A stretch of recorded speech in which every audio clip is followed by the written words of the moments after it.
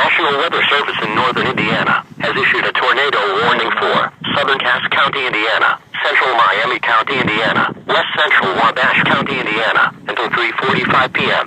At 3:16 p.m., a severe thunderstorm capable of producing a tornado was located 9 miles southwest of Walden and moving northeast at 75 miles per hour.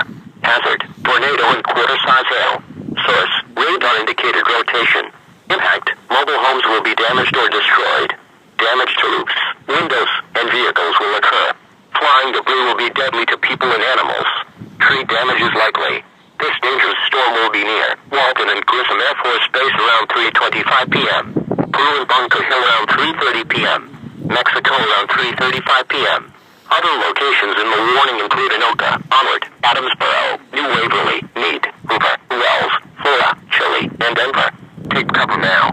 Move to an interior room on the lowest floor of a sturdy building. Avoid windows.